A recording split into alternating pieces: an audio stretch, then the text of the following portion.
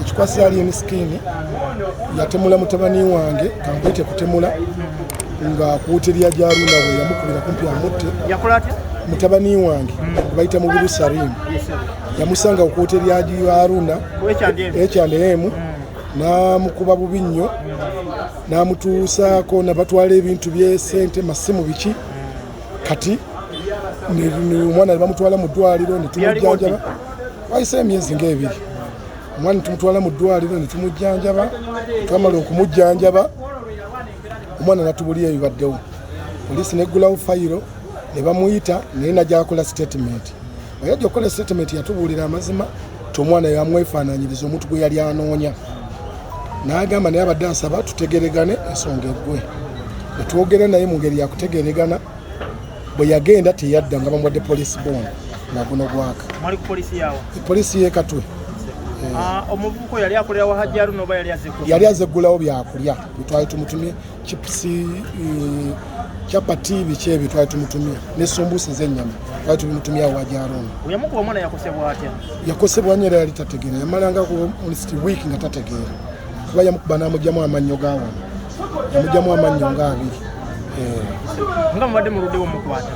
Tubadde tuluddewo okumukwata munnange poliisi y'e Katwe ebadde enzibu nnyo okukwata misikini ebadde ng'emutya era nga twewuba ku DPC kumpi buli lunaku twewuba ku DPC West Extension twatuse n'okwagala ogendo wa RPC ne tuddayo wa state n'akubira DPC yennyini n'amugamba emisango oba bagamba baguleete mu kkooti lwaki tokwata muntu ne bamulita mu kkooti kati DPC n'akubirawo CCID OCID n'akubirawo bikwekweto era abasirikale abasoose okugendayo basoose mulemererwa bamusanzeyo ewuwe ne bamulemererwa ne baddayo ne balitwala patrol eziwera 3 ne basobola omukwata ne bamuleta ku poliisi bamulese ku poliisi ffe tetusobodde wadde okwogera naye ne bamutwalirawo mu kooti ne bamusindika ebizira naye nga waliwo ebibaddewo ebirala byabadde akoze naye bagembwa ate abapoliisi abagenzeyo ewuwe badde batrafiki baragenze kusaba kwogera mu abatrafiki ku musango ebadde yakoze badde batrafiki basooseyeewo nabo n'abayisa bubi nnyo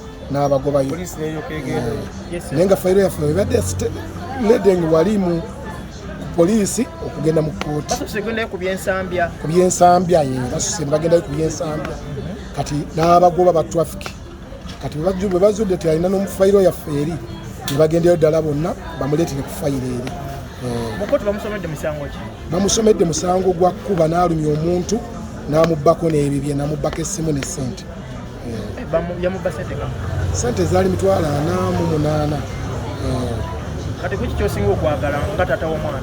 Nze engeri gye yagamba ti yamukuba tategedde muntu ki kitamulina akumpalana yali amwefaanaanyiriza nali nsazeewo tutegeregane ensonga eggwe naye bwe yagenda nga bamuwadde poliisi booni teyadda n'agibeeringa poliisi booni natasobola kudda kati nali sina gye nsobola munoonyeza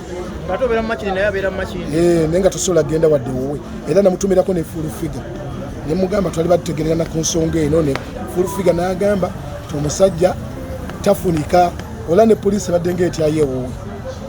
Tuli poliisi yaffe eri mu kunoonyereza poliisi zaffe bbiri ziri mu kunoonyereza ku incidenti bbiri.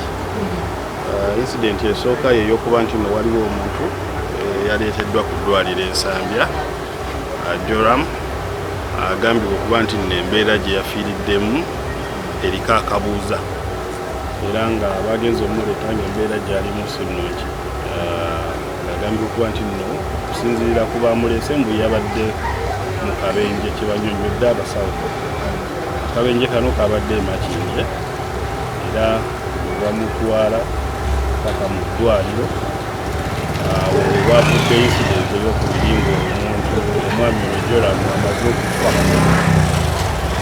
Bwe yamaze okufa kigambibwa nti akabinja kano kabadde ak'abantu 6 ababadde batasoose kweyanjula nga baleeta omulwadde ono mu ddwaliro batandise okuba nti no babaako bye basaba abasawo omuli empapula zibajjanjabiddeko munnaabwe otadde n'okuba nti no babaddisa omulambo gw'omufu.